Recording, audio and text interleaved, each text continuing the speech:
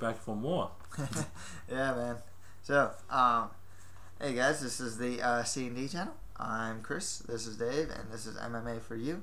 We are going to be reviewing UFC 128, Shogun vs. Jones, a fight card I am really looking forward to. But before we get into this, we'd like to ask you guys to please subscribe to the C&D channel, and I'd like to thank our sponsor, Go Business 123, and I think you have a sponsor to thank as well. I do? Oh yeah, if you need sunglasses, you want to look good? Look good has never been easier. Please go to dimarca.com, www.di-marca.com. Okay. So yeah, well, let's get this started. Start with the prelims. Man, these prelims are awesome, by the way. Otherwise, we wouldn't stay on 12 o'clock midnight to talk about this, man. The thing is, these prelims honestly are good enough to make a fight night. And the main card was Shogun versus Johnny Bones Jones. Don't miss this one. Woo, man! Apparently, the story is it was supposed to be Rashad Evans versus Shogun, right? Mm-hmm. When Shogun had to pull out, and they did the announcement in the last UFC about that Jones took over, Ticketmaster was just going crazy. A lot of people just wanted tickets to this show. I mean, it is just huge. So March 19, don't miss out. Don't miss out. Okay, let's go start with the undercard and go upwards. We got Nick Catone gonna fight one of the Miller brothers. Both Miller brothers are fighting today. Dan Miller. I gotta go Dan Miller. Scrappy guy. Good wrestler. Good jiu-jitsu. Mm-hmm. Decent, good enough striking. Gotta go with Miller to win this one. Agree with you. So, next fight after that is Rafael Assunção versus Manny Manville Gambaryan. Gambaryan, he is coming off his loss to featherweight phenom and champion Jose Aldo, but Gambaryan really looks good at featherweight. I have to just go with him. Superior judo, heavy hands. I think he's just gonna, a real dog. I think he's just gonna go forward, try and get that takedown. All right. Next fight after that is Ian Loveland versus Joseph Benavidez. Team Alpha Male is on a roll right now. Just gotta go with Benavidez to win this one. I know Benavidez right now, I would think would favor at 135, the same weight class that Benavidez is waiting for the flyweight division to open up in the UFC. Benavidez, just really good wrestler, really good submission skills, nasty guillotine. Gotta go with Benavidez to win this one. Don't mess with him. Next fight after that is we got Kurt Batman Pellegrino versus Gleison Tibau. This is a tough one, isn't it? This one's really tough. You got like two of the same fighters, Brazilian Jiu-Jitsu black belts, guys who tend to like to wrestle average stand-ups. The only thing is, I think Gleison Tibau is just the bigger of the two. You saw how hard it was for Jim Miller to try to take down Tibau. I think Pellegrino's just going to have a hard time taking him down, mainly from the size. Yeah. I think Tibau's going to be able to take down Pellegrino, though, and win probably the decision. Okay. Yep. Next fight after that is you got two Brazilian Jiu-Jitsu black belts. Extreme Couture's Mike Pyle versus Renzo Gracie protege, Ricardo Almeida. Gotta go with Almeida to win this one. Mike Pyle, he did look really good in his last fight against John Hathaway. However, You're talking about really, really good, Jiu-Jitsu match here. That's what I'm saying. This is gonna be great. I gotta go with Almeida. I think he's like a second degree Brazilian Jiu-Jitsu black belt or something. It's a black belt. Yeah. The thing is, it's transitioned well enough. I mean, he doesn't have like massive amounts of submissions. He's mainly a positional guy. Pyle is a bit more aggressive about his submissions, but I still gotta go with Almeida to win this one. Okay. Fair enough. Next fight after this is two strikers actually, Anthony Njokuani versus Edson Barboza. Watch Edson Barboza's last fight against Mike Lillo, and he kicked him to victory. Honestly, Barboza looks like a super hot prospect at lightweight. He's a huge lightweight too. Wow. Deadly leg kicks. He's picking up the ground game really well. he was learning on the fly when Lilo was utilizing that rubber guard on him.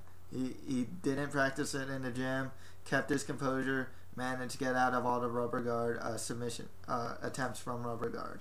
Wow. And Joe Kawani, no joke though. No joke and Joe Kawani. Good striker himself. Very tall and lanky for a lightweight.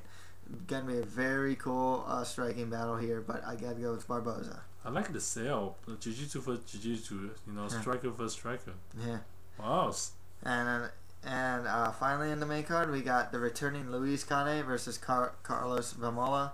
Vamola's coming from his demolition against, the guy who beat Kimbo Slice, Seth Protozelli. Very aggressive fighter, but Luis Cane, very good Muay Thai. The thing is, he does take a lot of hits easily, but I'm gonna go with Luis Cane. I think he just has the tools. He's fought some pretty good guys and beaten some good guys. He has some really bad wins though, or bad losses like against Diabate and whatnot. But I gotta go with Cane to win this one. Alright, main card. Okay, cool. Main card. We're gonna start with two strikers here. The Pride veteran Mirko Cro Cop is gonna fight Brendan the Hybrid Schaub. You know who I'm gonna pick, even though I really don't want to pick. I gotta go Schaub. I think he's just younger Cro Cop. I think the days of seeing the left high kick are done. If you watch Schaub's last fight against Gabriel Gonzaga, superior footwork, superior boxing. He does have a good ground game, but he does tend to take the fight to the feet. This one for me is emotional pick. Cro Cop. Cro Cop all the way. You see all our prediction before. Cro Cop all the way. Yeah. So next fight, we got a middleweight showdown between Yoshihiro Sexyama Akiyama versus Nate the Great Marquardt. Sexyama. I gotta go with Marquardt, man. Sexyama, he just lost to Michael Bisping. Before that, he lost to Chris Lehman. You only support Filipino, man. What happened to Japanese people? Come on. Or is he Korean? Well, if he lost this one, he's Japanese. No offense, man. Guy with Marquardt. Sexyama, I love me some Sexyama, but I'm not gay. But the thing is, Marquardt, I think he just has superior wrestling. I think he has superior striking. Be a tough fight, but it's a fight that Marquardt should win. Well, it's gonna be an interesting fight. Yeah. So next fight after that is Jim Miller versus the Prince of Persia, Kamal Shalorus. I gotta say, I know who you're gonna pick, and I know Jim Miller is good, but you are facing somebody who is impossible to take down. True. Impossible, okay? Yeah. How are you gonna take him down? Tell me. Yeah. I don't know if he has to take him down. If you saw Jim Miller striking against Gleason Tebow, that's true. he was just he has that working like strategy. Kamal Shalorus likes to get into those brawls with people, and I just think Miller's gonna be a little more patient. I don't know if he's gonna really fall for those brawls that Shalorus takes. I just hope is Shalorus ready to whenever he ready, whenever. He can just take your guy down like that. True. Actually, I think Kamal can take down anyone in the division, to be honest. The guy's crazy. He just doesn't want to. I don't know why. And his gas tank's not that great. I know. As all. Jim Miller's only lost to Frankie Edgar and Gray Maynard. I just think this is Jim Miller's fight. This is definitely the one he should win. Okay. Okay, so co-main event is a bantamweight showdown between former featherweight champion Uriah Faber, he's the California Kid, versus former champion actually Eddie Wineland. Gotta go with Uriah Faber to win this one. The thing is, he has superior wrestling. I think Wineland has the superior stand-up, but I think that Faber's gonna get the takedown early and often, and I think he might even get the submission. I thought you just support him because he's Californian. Nah, Wineland's cool. I like Wineland a lot, but I just think Faber's a superior fighter. Okay. Next one. Next one is the main event of the evening. You got Mauricio Shogun Hua versus Johnny Bones Jones. It's gonna be amazing. This is really an interesting fight just looking at both people's careers. I believe when when John Jones is like 22, 23. When Shogun right now, I think he's 23. I think John Jones is 23. When Shogun was 23, he won. I believe he won the Pride Grand Prix, lightweight, middleweight, or he won the Grand Prix, which is really funny. Now Shogun is 5 years older. He's like 28 now. He's UFC champion, and here's pretty much a guy who's 23 going for his title, going for like the biggest fight, the biggest, thing of his career, MMA career. So I just find it very interesting. At 23, John Jones is trying to get his title from Shogun. When Shogun was 23, he was winning his grand. You see, I see what you mean. The story is very nice. I mean, it's something really get people exciting. Yeah. But I'm still gonna go for Shogun just because, I mean, again, he has changed. This is Shogun 2.0, 3.0 we're talking about. He's the guy to figure out the Machida puzzle. It's just impossible, and he has done it not just once, twice, but I think he's amazing.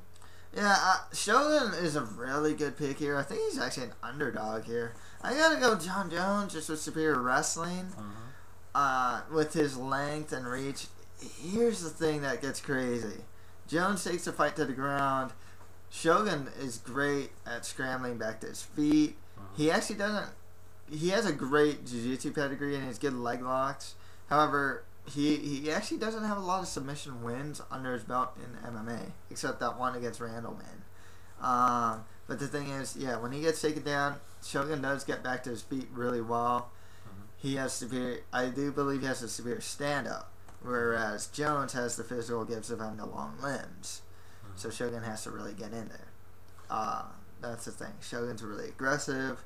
John Jones hasn't really shown that aggressiveness. He like sits back a little more and, finds his opening for the takedown a lot of times. And also, of course, Shogun's much more experienced and he has seen it all, so... This is going to be interesting because Shogun is also coming off some knee surgery. But the other thing is, John Jones is going to take this fight in a month's notice. He only has like a month training camp here. But he seems like he's always ready anyway. So yeah. So it's going to be a really interesting fight. It's a fight I'm really looking. I think once this fight was announced and you saw the two kind of face off in the cage, I thought, this fight is just going to be awesome, man. Yeah, don't miss it. I'm just really looking forward to this whole card. If I can watch the whole undercard, I would. The main card looks really solid. Main event, fabulous, man. Just a great main event. Absolutely. Okay. Cool. So that's it with our predictions for UFC 128, Shogun vs. Jones. Please subscribe to the C&D channel. And also, I'd like to thank our sponsors, Go Business 123 and DiMarca, www.di-marca.com. Okay, that's it for MMA for you. Thank you very much.